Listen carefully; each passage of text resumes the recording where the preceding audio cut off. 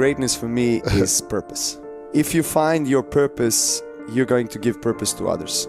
Whatever level of society you are, or whatever experience that you go through, you are going to maximize your life's experience only if you find a purpose. I'm always very confident in myself. I think that confidence is derived from self-belief.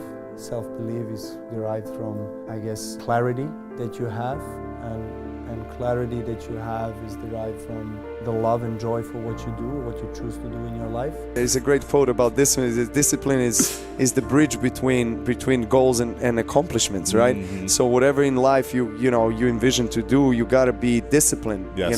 Discipline spiritually, discipline in sports, in whatever, in your family, in your relationships. So very early, I think, and my parents and my tennis mother, Jelena Genčić, they've deeply ingrained that discipline in me. And then I knew, already 7, 8, I was like, okay, this is what I'm going to do for the rest of my life. I was really fortunate to be surrounded with some amazing people that are experts, in tennis and sports, but also psychology and how to manage, young people and actually steer the early childhood development in the right way. One of them was Jelena Genčić. She passed away 10 years ago, and I like to call her my tennis mother. And she taught me that it's important always to have a goal in life and to have clarity, because goal brings clarity, and clarity brings discipline and right attitude and perseverance and resilience.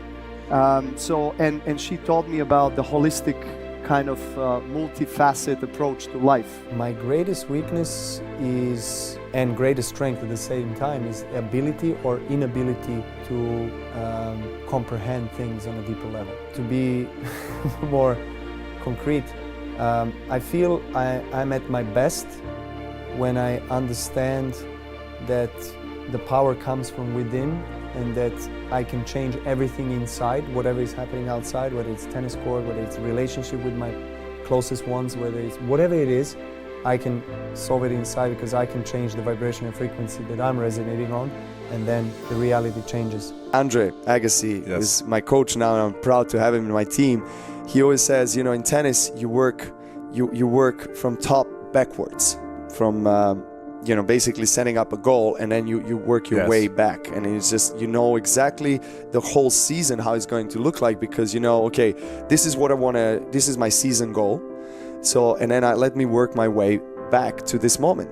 Between winning the first slam, I felt like I was playing for the wrong reasons. I was playing because I wanted to achieve, I wanted to this, I wanted to lift trophies, I wanted to do this and that. I didn't, and that's okay, but that's secondary.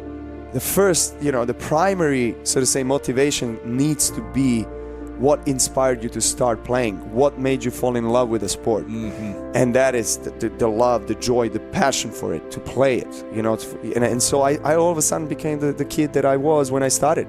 And I felt so much power and energy, and exactly, so I never looked back after that. Tennis has allowed me to have a stage in which I can communicate with the youth, particularly, that I'm kind of focused on, and also through our foundation here in Serbia, and motivate them to be the best they can possibly be, to believe in themselves, to believe in their dreams, to believe anything is possible.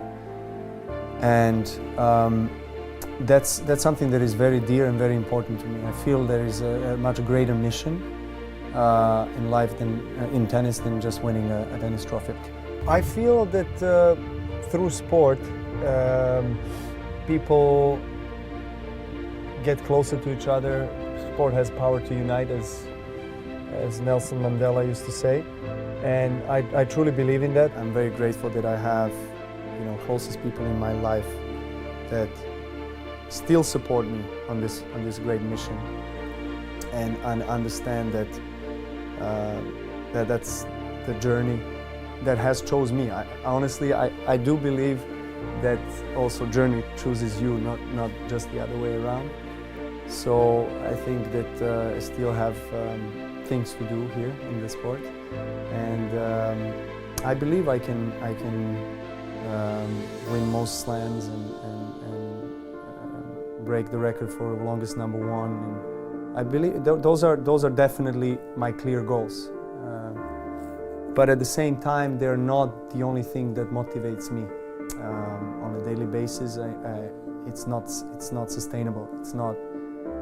It doesn't fuel me every day. What fuels me every day is something that is more related to my growth, personally. I had a breakdown, and I remember going first to my parents and so talking about this and that, and I cried, and I don't know if this is worth it. I don't know if I should keep going. So I went to my coach at that time, Marian Vajda, and my one of my best friends in life and my former physiotherapist, Miljan, and I was in their room, and I remember sitting on the floor, and I had another breakdown, and I was saying, I don't know. And they were like, okay, take your time, and just let's first, breathe, and let's calm down, and then let's look back, and they were really, really wise for telling me let's go look back first, why did you start playing the sport, and the whole thing, and do you love it, do you still feel, leave aside what you want to achieve, what you want to do, the passion for it, but do you really like holding a racket in your hand? And then I'm like, actually I do. I love holding a racket in my hand, whether it's a Grand Slams, center court finals, whatever, or it's just a normal, public court. I still like playing for the sake of playing. They're like, well, that's your source. That's what you need to tap into, and it's take a little bit of time. And literally, they thought it's going to take a few weeks. Next day, I'm like, okay, I'm back on track. Let's go. Let's keep going. And I never looked back. I was quite convinced that everything will be fine, and after that I'll keep on going and keep on dominating the tennis world, winning matches. And then I realized that it's not really like that, and then I realized that I came to the stage of my life and my career where I had to dig deeper and understand myself on a much deeper levels than what I have had till that point. And I've put a lot of weight in my life and people around me in their lives on winning the French Open and completing the 4 slams. But I think I probably put way too much weight on that, meaning happiness would be dependent on me winning or not. And then I realized that when I won, of course I was happy. I achieved something that I wanted to achieve for so many years, but I was not fulfilled fully. Something was lacking. It was some dark place where there was some little child hidden in the corner, crying and asking for attention, but not in a way through achievements, but in a way through, emotions, through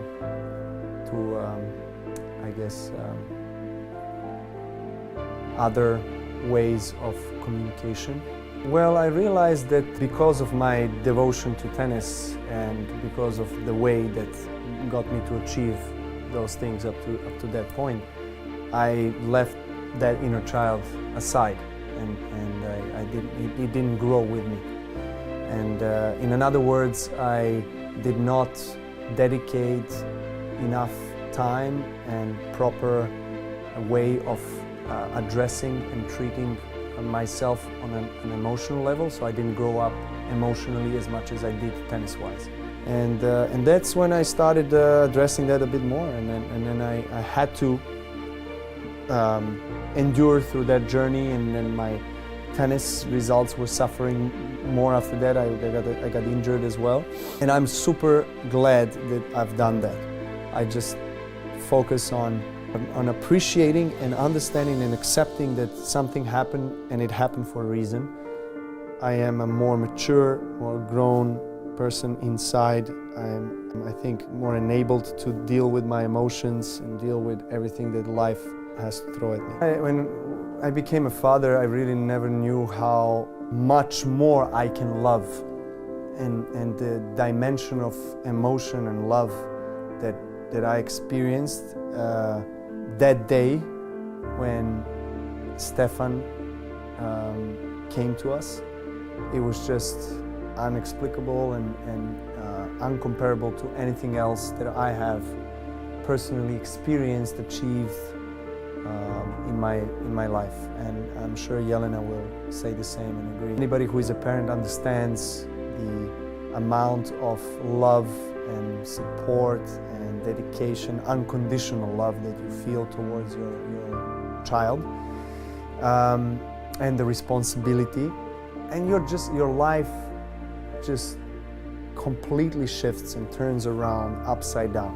You never know. Life is full of wonderful surprises, and we are so blessed to be parents of two angels that are our teachers. They teach us how to stay in the moment, how to be present, how to be joyful and playful. They awaken our inner children that we've abandoned for years. Parents, obviously, I mean, they teach you about some fundamental things in life. They made us realize, how important it is to have the awareness about how you spend, how you save. But I think also the circumstances in which we grew up, going back to the situation where my dad put 10 Deutschmarks on the table, that's all you had. So I think also those circumstances and the environment taught us big lessons about money, and money being something that you have to value, that you have to respect, because you have to earn it, you have to work hard for it. And when you do, it doesn't belong to you. It's just a mean that goes through. Address certain emotional, issues or traumas or whatever it is that tend to appear on the court. Emotions of this anger still are today present in everybody. But I worked on myself, I must say, and on those emotions to forgive, because you need to forgive.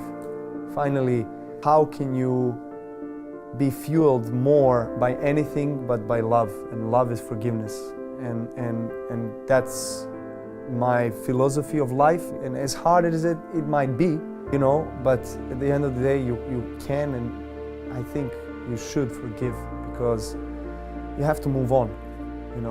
If you're stuck in that emotion, what are you going to make out of your life? I mean, it's always going to hold you back. It's always going to hold you down, not just professionally, but privately, emotionally. Some people maybe are stayed stuck in that emotion of maybe hatred and just revenge type of feeling. I am not, and I don't believe that's the right thing to do, because then you feel like you're a prisoner of your own emotions in your life, because you can't blame anyone.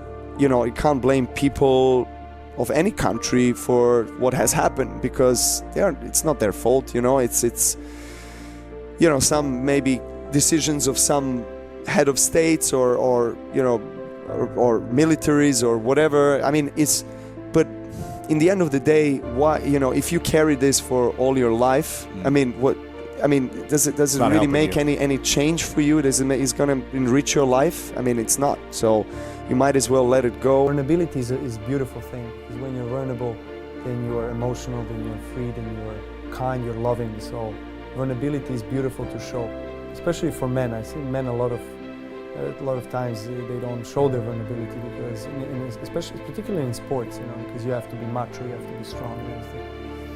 But I think that shows me the weaknesses that I have, and the path that is still ongoing and that will probably never stop.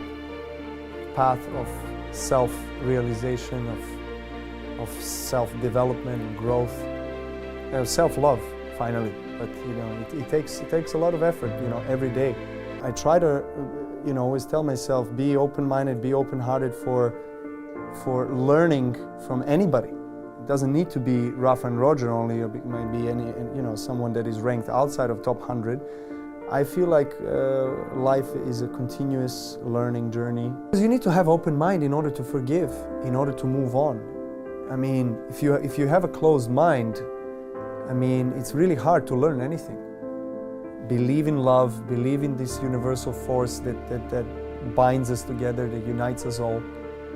And when you open your heart and when you open your mind, then you are, more prone to improve and love and bring people closer and understand. I think that most of the conflicts and wars that happen today is because there's no understanding of really, like, there's a lot of religious wars in the history of humankind because there's no understanding. It's because I'm better than you, and you know, my God is better than your God, or whatever it is.